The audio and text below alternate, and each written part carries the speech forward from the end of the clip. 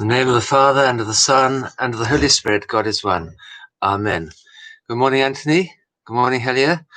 Thank you very much. Happy feast to you as well. We had a beautiful service last night. We began with the hours, and then we went on to Great Vespers and Matins, and ended up with the Divine Liturgy. And then we had a very late supper, very late to bed. So it was lovely. It was beautiful. Lovely way of spending the beginning of the feast. So we all felt very good about that. I'm very positive about what had happened. It was great. Really lovely. Okay then. Today, quite a different sort of day from yesterday. We've got, it's still windy. It was raining earlier on, but the sun has come out, which is making me sneeze, as the sun always does. I don't know why. Lovely in autumn. I just seen that Thecla sent us lots of autumn-coloured things. Yeah, that's pretty well exactly the colours that I can see out there at the moment. We've sprinkled lots of yellow wildflowers, where I'm planning to put some gooseberry bushes later on. I very much hope that as a result of doing that, we won't be getting lots of babies turning up here. Who else do we have? Vera, Nicola, good morning. John's Gospel Commentary or Gloss on St. Mark. I think that is, yeah, there are lots of interesting things there. Phoebe is with us today. Good morning. Good morning, Vicky. Good morning, Father Alexander. Pray for me. Good morning, Thecla. Okay, today we're going to look at Mark chapter 15, verses 16 to 21.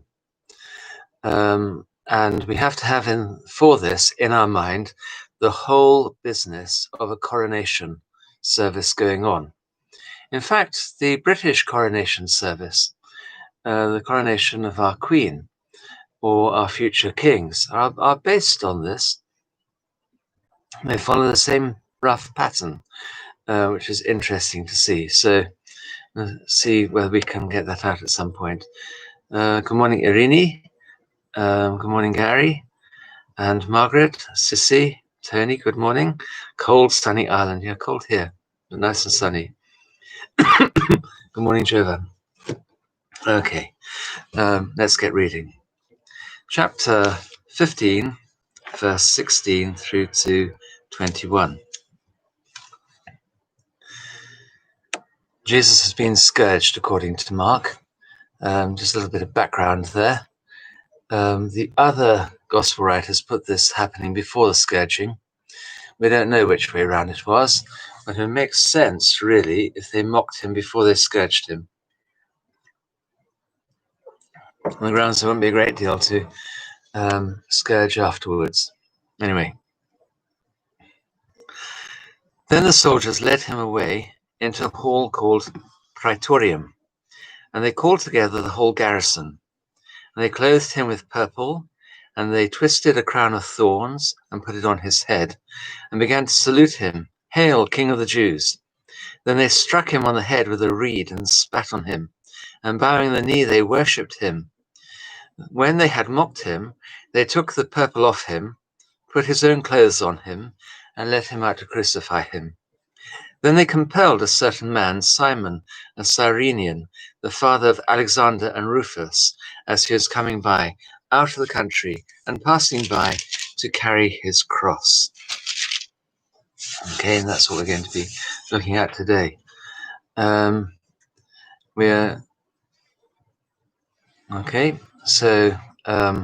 see how it goes on. Who else is here? Mariana, good morning, and Tatiana, and Ian, and Eru, who's asking us to pray for Holly, Mimi, Ree, and Ali.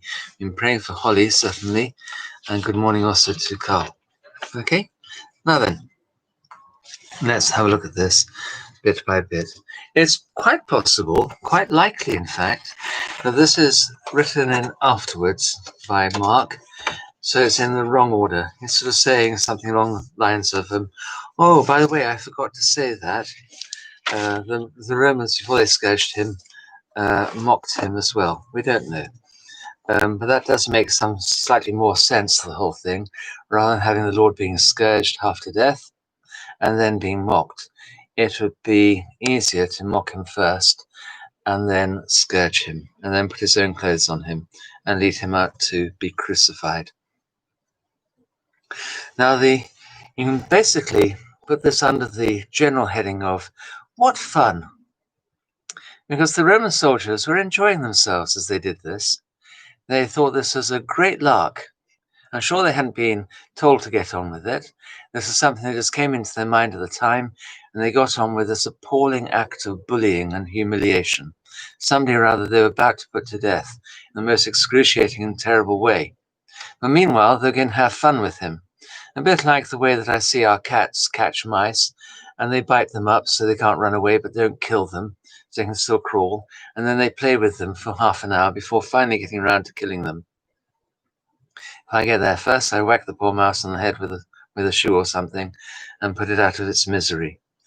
So it's a similar thing here the soldiers are doing.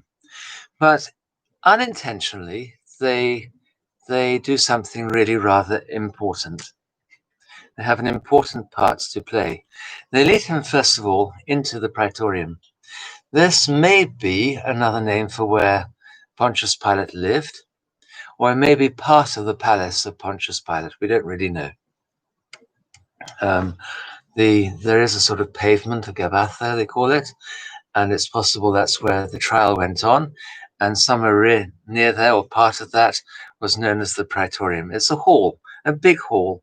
Usually, it had courtyards associated with it that were also used as part and parcel of the praetorium.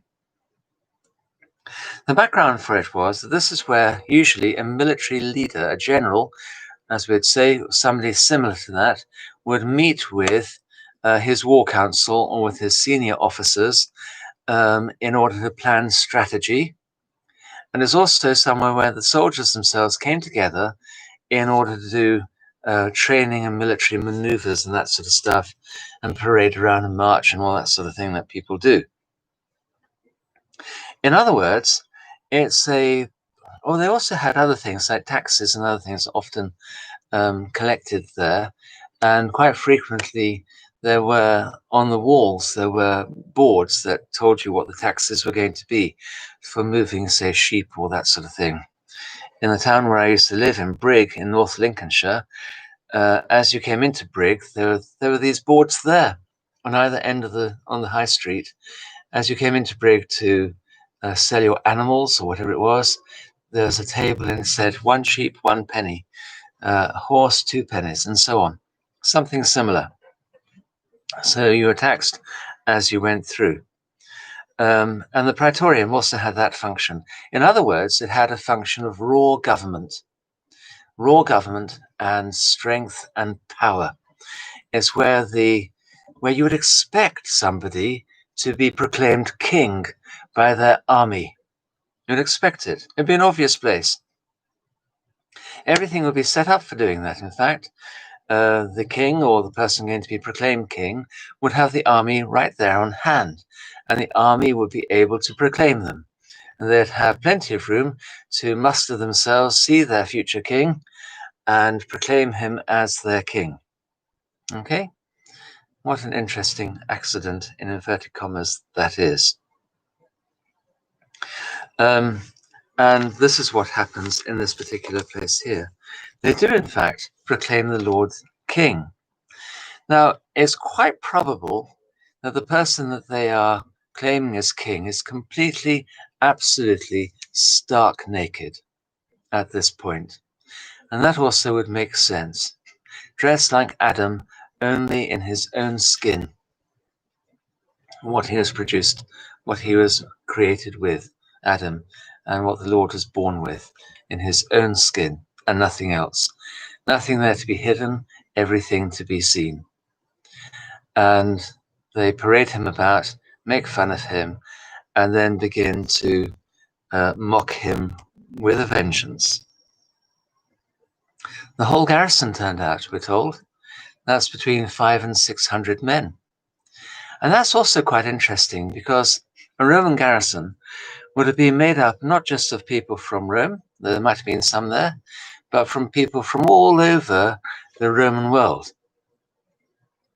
Everywhere that the Romans had colonies and other things like that, everywhere they had colonized and taken over, every part of their empire would be constrained to send people to join the Roman army.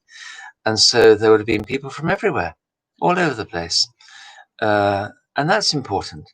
So the people who do the proclaiming come from all over the Roman Empire.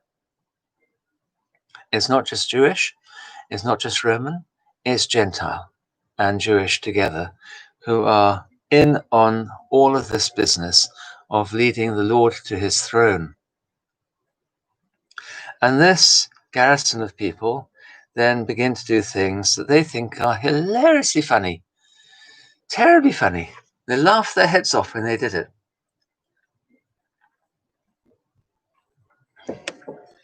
They make a crown of thorns. It takes us straight back to Genesis chapter 3, verse 18, where Adam is told that the ground will give up thorns and spines and thistles, and he'll have to contend with them. And one of these thorns is then crammed onto his head, nicely plaited into a circlet, in the same way as they might have made a circlet of victor's laurel, bay leaves, to go round the head of the emperor. And with this one, instead of being a nice, fragrant crown of bay, it is of thorns and pushed onto his head. They salute their newly crowned king. They put a scepter into his hand. It's translated as a reed, but it could always equally be translated as a staff, a reed or a staff. Quite a hefty thing anyway. We're not thinking about a reed like you might get growing next to an English pond, but quite a big, thick thing, a bit like a bamboo, something like that. I've seen reeds growing in Lebanon, down by the sea on the way to Tripoli. I went there with Father Boulos. He was picking snails and promised me a delicious meal of freshly picked snails. So somehow or other I managed to be otherwise engaged at that point. But anyway, we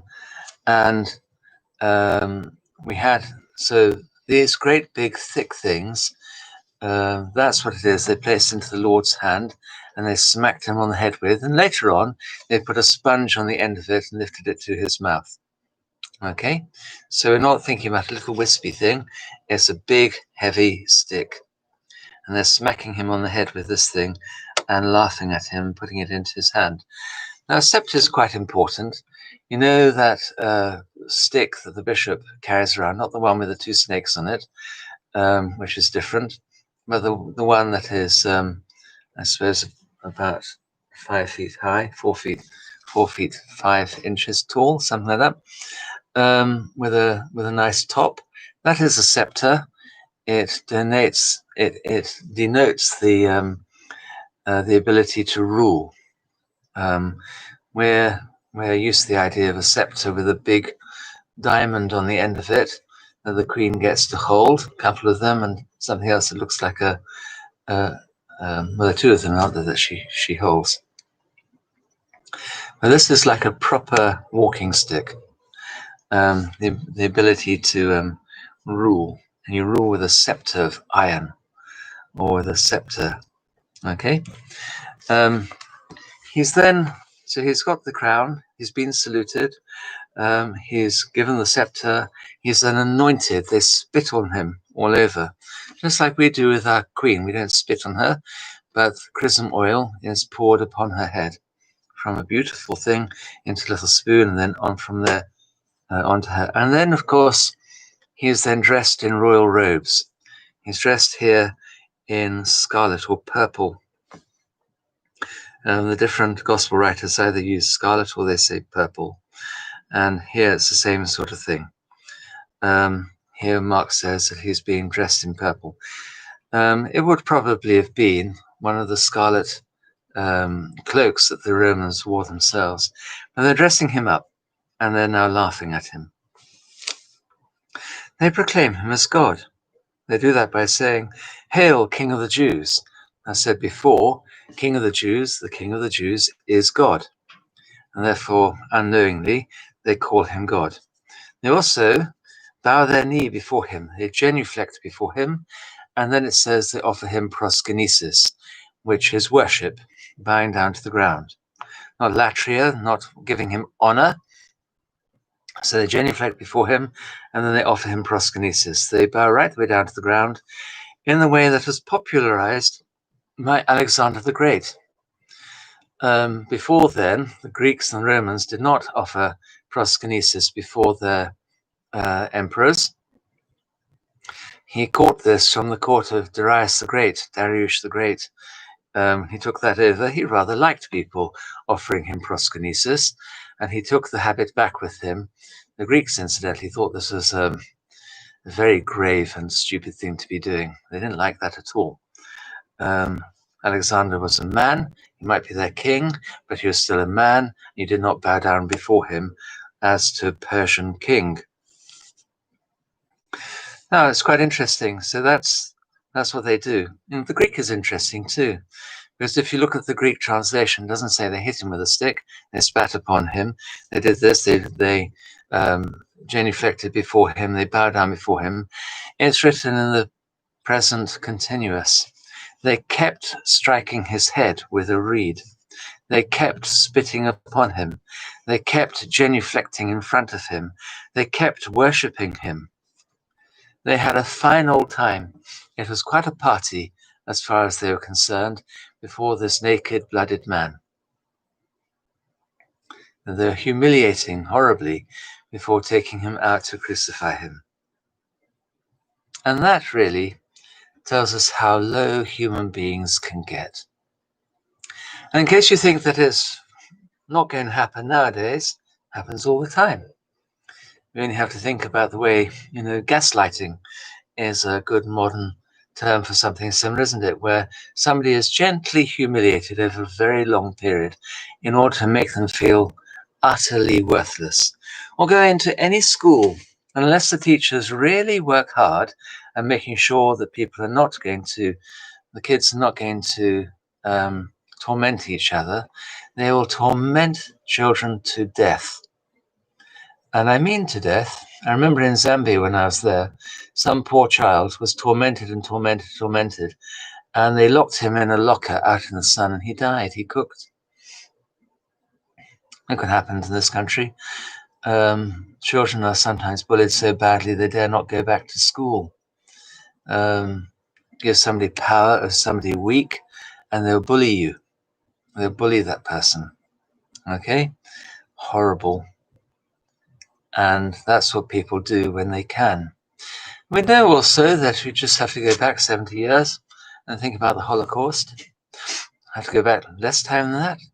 The British government had concentration camps in Kenya up till 1964. When they received independence, I don't think they got closed. When we want to, we can use all sorts of ghastly things, and we excuse ourselves by saying this is the right thing to do. We do humanize this person, and we can do whatever we like to him. Treat him really, really badly, because he deserves it, and it's funny.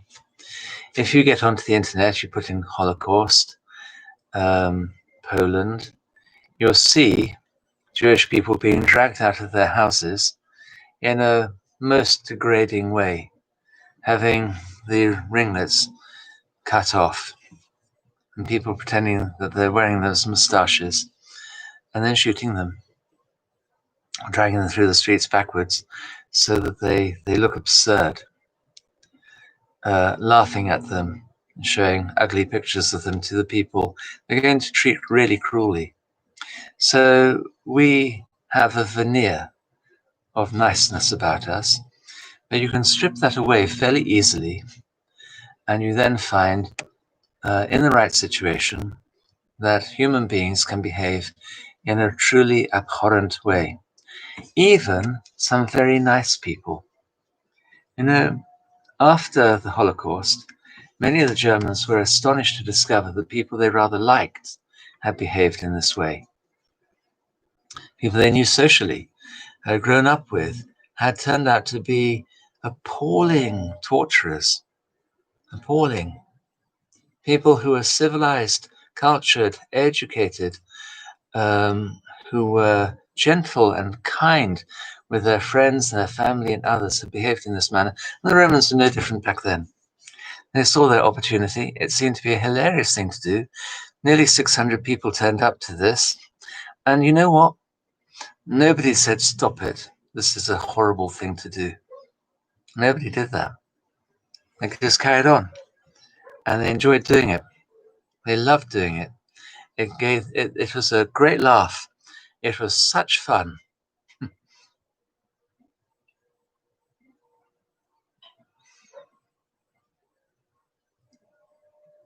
So it's not beyond imagining. The fathers say his own clothes represent Judaism, which stripped off him. And the purple then represents either Gentiles that he will be dressed in, or the purple of sin that he's then dressed in order to crucify that sin. I like the idea of the purple being him dressed in our sin. All that we take to be royal and good actually is our sin that we dress the Lord in. And he then takes that off and he crucifies it. Then carries on in verse 20 in just such a simple way. And they are leading him out that they may crucify him. Also written present historic. and in the continuous voice of that. And then something really interesting, exciting happens. It's nice. Then they compelled a certain man, Simon the Cyrenian, the father of Alexander and Rufus, as he was coming out of the country and passing by, to bear his cross. You know, you mustn't forget the importance of being a passerby. Somebody just happened to be in the place at the right moment, just so happened to be talking to that person at that time, and then this happened, and that changed everything. It's called vocation. Vocation is not necessarily a choice. In fact, I don't think it is a choice. When God calls you, when God requires you, you answer in obedience. It's something that's landed upon you. You are going to be a priest. You are going to be a nun. You are going to help run the church. You are going to be a missionary. You are going to be looking after the sick, the old, the poor, the handicapped. You are going to be teaching. You are going to be a man or a woman of prayer.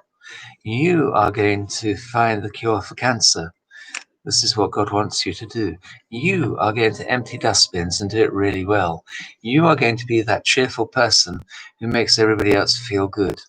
Okay, that's your job. And Simon happened to be walking into the town at the time and was constrained upon to carry the cross. Okay, something landed upon you.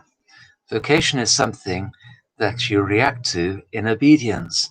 And guess what the name Simon means? It means, correct, obedience.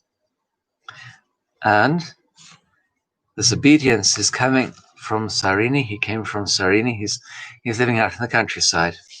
The apostles obviously knew him. They knew his sons as well. They said, oh, it is that, you remember Simon the Cyrenian, the one that, our friends, Alexander and Rufus, his dad, that one. Oh, yeah, we know. It's quite interesting, isn't it? Simon, he's got two sons, Alexander and Rufus. That's interesting too. Alexander, nice Greek name. Rufus, a nice Latin name. We know something about Rufus. He had red hair. And that's interesting to know. That's what it means. This little baby was born with red hair, so they called him Rufus. It may well have been a nickname for him, okay?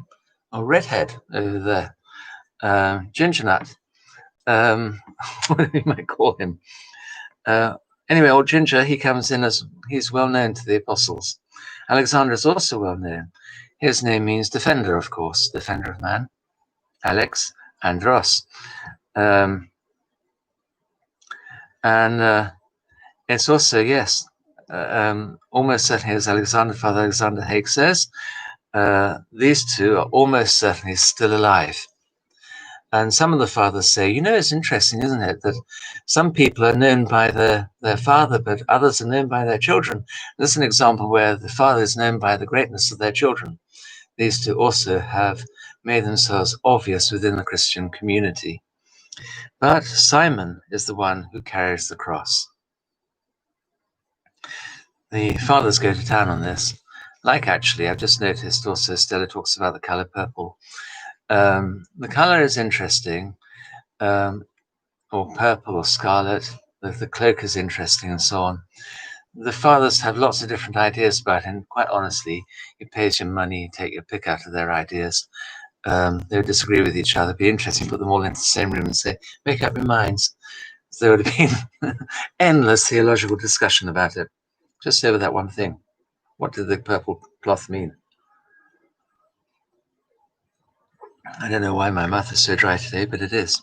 Probably the horror of this idea of this terrible action of the soldiers. It makes me feel ill. So, Simon, obedience. Sarini, it means the heir, as being the heir in a will. The heirs of your father receive the estate. The heir of something. Comes out of the country, the pagos, as St. Bede says. Pagan. Okay? So here we have obedience. And his obedience, following behind the cross, the heir of something, a pagan, and so on. Be heirs of the promise, the fathers tend to say. Okay? St. Bede, who you know by now that I rather like. I'm going to slightly, it's a long passage, but I'll do a synopsis of what he says. The pagan Gentiles will obediently carry their cross behind Christ and be heirs of the promise. That's how Bede interprets this little tiny passage. And I think that's good. Certainly well worthwhile thinking about. It's a very good way of preaching this particular thing. But it might also be, think about the vocation of Simon of Cyrene. He went into town that day, probably to go to the temple, because it's all part and parcel of the feast day. He might have gone in for some other reason, but he's come in from the countryside, and the next thing he knows that he's carrying a condemned criminal's cross. It changes him and changes his family. He carries in obedience his cross behind to the place of the cross, to Golgotha itself. Okay, so that's a really important thing to keep in mind. What's your job? Your job also is to carry the cross, to carry it and find what it is. What cross is it the Lord wishes you to carry?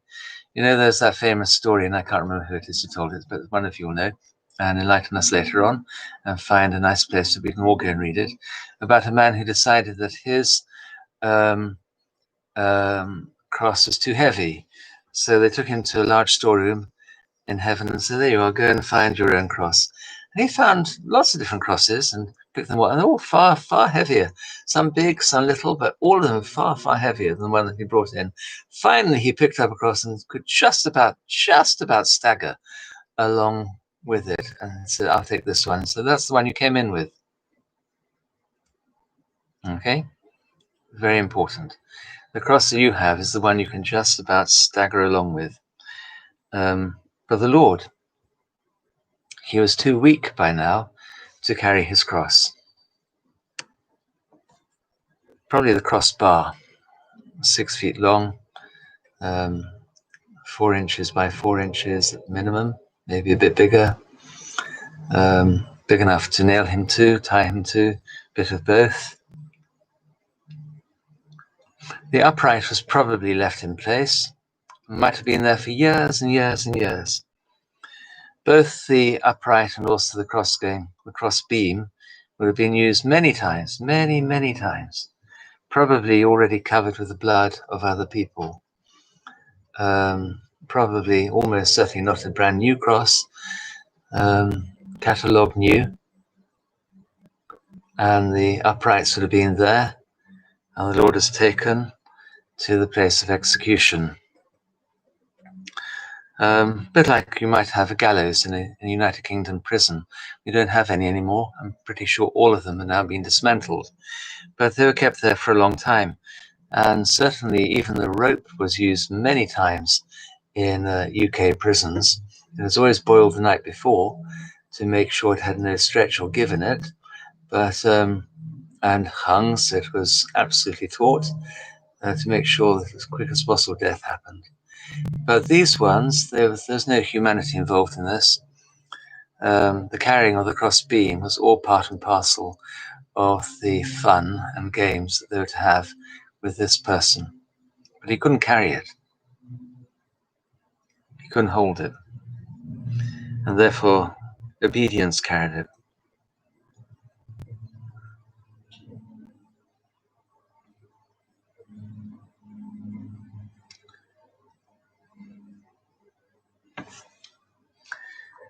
Right?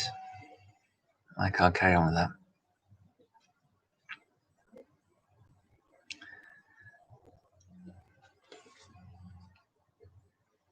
Yeah, Phoebe, you're quite right. That's how we know that it's... do you know, I couldn't remember the word auxiliaries. Thank you very much. Phoebe says, Rome always sent their auxiliaries. That is, those who are not citizens but served in the army. Only citizens could be legionaries to the opposite end of the empire to serve. Yeah, so these folk would have come from everywhere. All types and kinds of folk, all thrown together.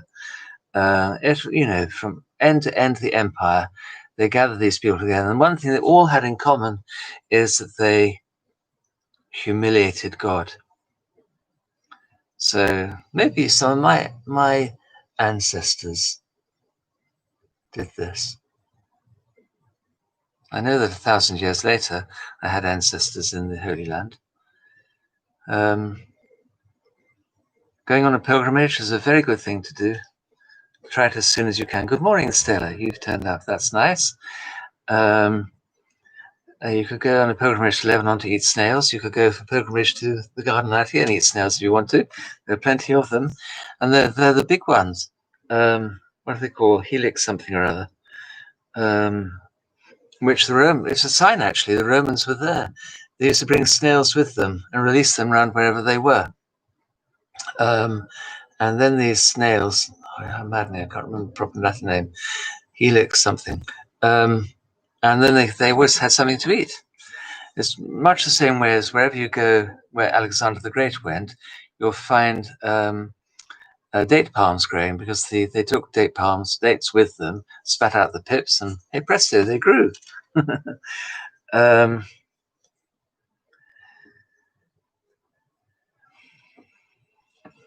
Yes, Stella.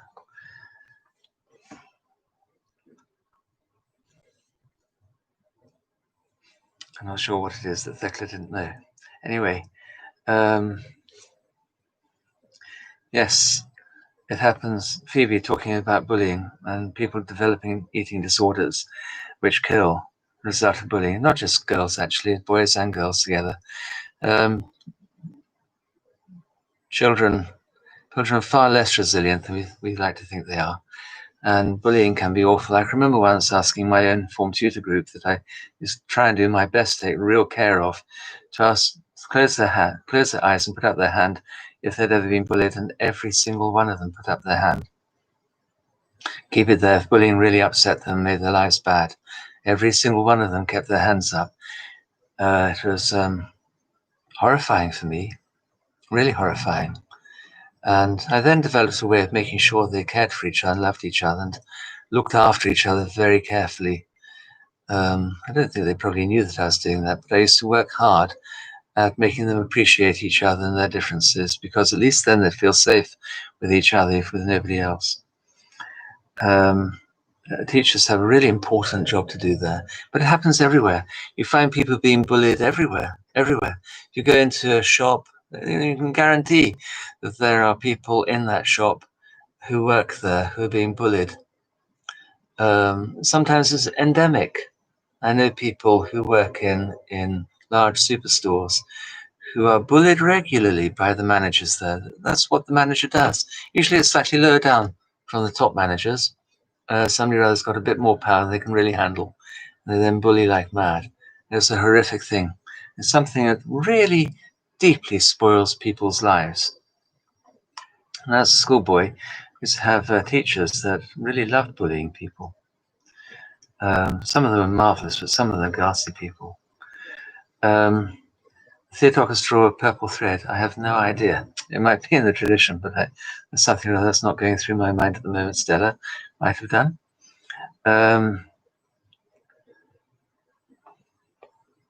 Thank you, Stella. Okay. Good morning, Catherine. Stripping, we expose the cross, obedience carried it. Yes, thank you. Indeed. That whole business of the Lord being stripped, and of course he's stripped naked on the cross. When we have icons of the cross or you see statues of the cross, because we are Christian, we don't want to show him naked. I'm sorry to say, I have been into the odd Protestant church and in this country where they have thought it to be very desirable, and one Catholic church to show, highly desirable to show the Lord on the cross completely naked. You know, we don't do that. Our job is not to do that. Our job is to show his love, and on the cross we show him forgiving the man on his right and saying to him, this day you'll join me in paradise. We don't add to the humiliation. We don't show the Lord naked. We show him partly naked, give the idea of what happened. But somehow or other, you have to, that's not our business. We don't do that. It's an act of love to protect the Lord, to dress him, as it were, even only in the equivalent of underpants. But it's our act of love. But yes, indeed, the Lord was stripped, and we strip him ourselves, and we strip ourselves before him. And the self-exposure to the Lord, coming before him, as it were, like Adam in the garden naked, not covered in leaves, stripping off also the death that Adam is given. Adam is covered in skins. The Lord dresses him in skins, in death, in other words, and taking that death off, coming to the cross in obedience, carrying that as well, and finding our Lord actually redressing us in living skin. That's all part and parcel of it as well. Okay. Good morning, Paulie. Good morning. God bless you, Paulie Walnuts. I love that. Good morning, Beverly. Beverly, I always love the name Beverly. It reminds me of Beverly Minster, where you'll find St. John of Beverly buried. Unfortunately, it's an Anglican church, so they bury him in the middle of the space where they're going to walk over the top of him. But never mind, it's somewhere or other. You can go and venerate a British saint nowadays. Okay, Petrula, yes. We have to be obedient, Petrula, and we then carry. Okay, we then carry. The Lord, though, will actually, we carried his cross, he'll help us to carry our own, but we will still stumble along the road, only just able to manage it at the very, very, very limit of our ability. Okay? Thekla, I'm glad you've never seen anything like that. I hate it. I hate it also when you see some clever artistic rendition of the cross. There's one I know. It's in Walsingham, actually, in this chapel where there's a beautiful icon and a hideous cross. The cross is made out of chicken wire, And you can, not the cross, it's just the body of Christ made out of chicken wire. So you can see through it. It's very cleverly done and utterly absurd. No, it's not absurd, it's horrible. To my mind, very clever, but that's not the business of ecclesiastical art. The business of ecclesiastical art is to lead you to God. And I don't think that does. I'm not sure what it is the artist was intending to do, but in my mind, my untrained eye, and I'm no artist, it is a waste of, it's stupid. Did nothing for me. In fact, quite the opposite. I wait to get out of the chapel. The Saxon one in Romsey Abbey. Phoebe, do us a favor, find the link, and when this finishes, put it in the comments section underneath, please. Okay? And I'd like to see that. All right, well, that's plenty of time. 41 minutes, goodness me. Not a bed made or a baby bath, as my mother used to say. Okay, your prayers, God bless you. Please pray for each other. You remember, we've been praying for a number of people. Don't forget to pray for Holly and Mimi, Marie and Ali today. Carry on praying for David, who is very ill and dying. And for the others we've been asked to pray for. But today, remember to pray particularly for Holly, Mimi, Ree, Ali. Okay? And pray for each other. God bless you. By the way, it is a feast day here as well. Last night we had a vigil. So that was lovely. We didn't get to bed until very late. And therefore we got up a bit later than normal. That for me was no treat at all. The idea of having to stay in bed longer than normal bedtime, oh goodness me. So I got up and I actually prepared this. Okay, your prayers. God bless you. Happy feast. And yes, of course, it's a big Greek day today too, isn't it? So happy holidays to everybody in Greece and all Greek and Greek cultural people.